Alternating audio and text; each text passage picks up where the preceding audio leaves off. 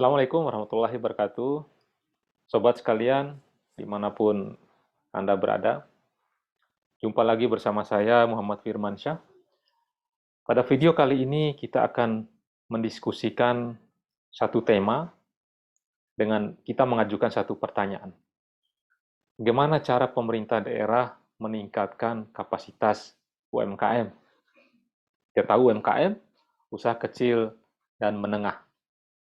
Selama ini sudah banyak cara yang dilakukan oleh pemerintah daerah untuk menaikkan level atau kelas dari UMKM. Ada yang sukses, tapi masih banyak juga yang belum berhasil.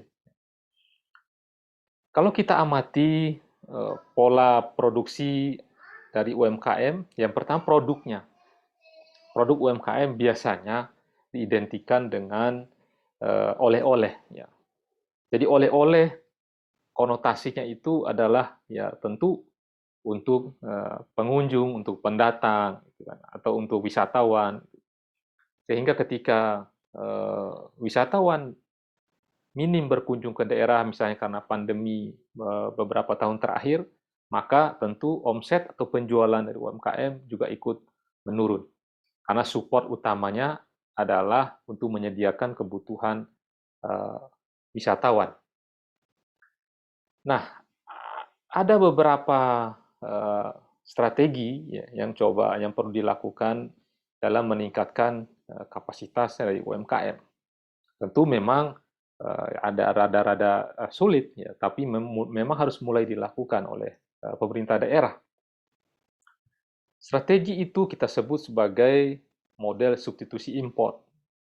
Jadi pemerintah daerah menyiapkan perangkat atau pelatihan untuk melakukan substitusi produk-produk yang masuk ke daerahnya.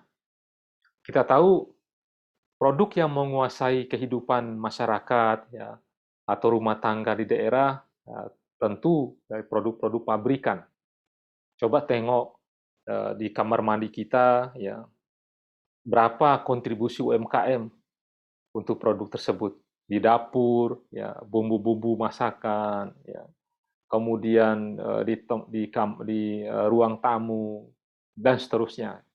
Tapi pertanyaannya adalah, berapa persen yang kita produksi dari ujung kaki sampai ujung rambut, yang kita makan sehari-hari, adalah merupakan produk UMKM.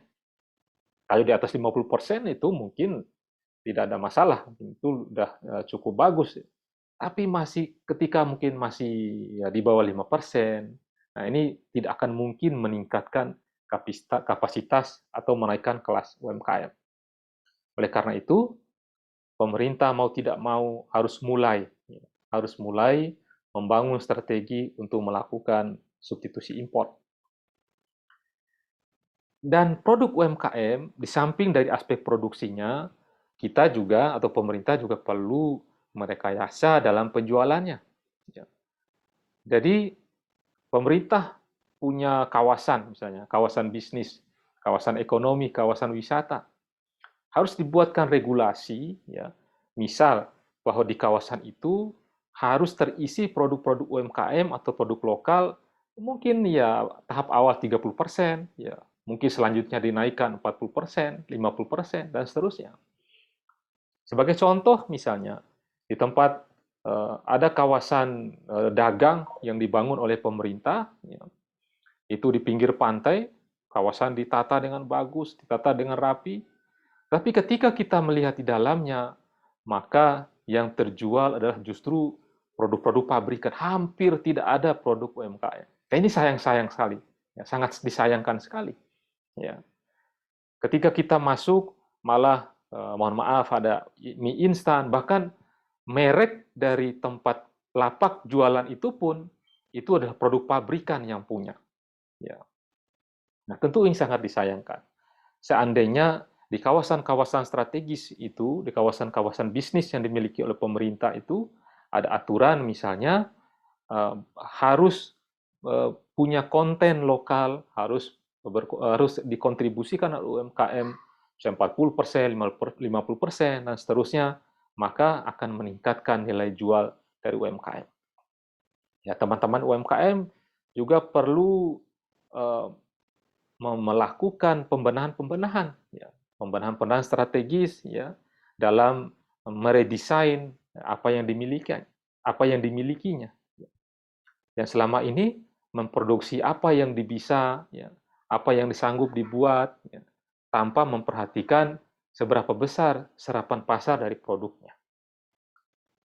Itu yang kedua. Terus yang ketiga, produk yang dihasilkan oleh UMKM itu sebaiknya merupakan produk primer atau kebutuhan pokok atau minimal sebagai kebutuhan komplementer, ya. Komplementer melengkapi kebutuhan pokok. Misalnya berkaitan dengan lauk pauk, ya, atau kebutuhan-kebutuhan konsumen yang habis pakai yang merupakan kebutuhan sehari-hari dari mereka. Nah, sehingga ke produk UMKM itu kemungkinan akan diserap oleh pasar. Tentu tidak bisa diserahkan begitu saja ke mekanisme pasar. Harus ada rekayasa bahwa produk UMKM itu harus digunakan oleh misalnya masyarakat tertentu di daerah, ASN misalnya, ya, atau di kawasan-kawasan wisata yang dibangun oleh pemerintah harus ada konten UMKM-nya, produk UMKM-nya. Jadi dari produksi kita harus melakukan reorientasi produksi, ya, substitusi produksi. Yang kedua melakukan reorientasi produksi dari yang kebutuhan sekunder untuk kebutuhan oleh-oleh, ya, menjadi kebutuhan pokok, kebutuhan primer. Yang ketiga adalah merekayasa kawasan-kawasan bisnis, kawasan-kawasan industri yang harus diperuntukkan sebagiannya untuk UMKM. Semoga UMKM kita tetap maju, ya. Semoga tetap jaya dalam membangun kemandirian ekonomi daerah. Assalamualaikum warahmatullahi wabarakatuh.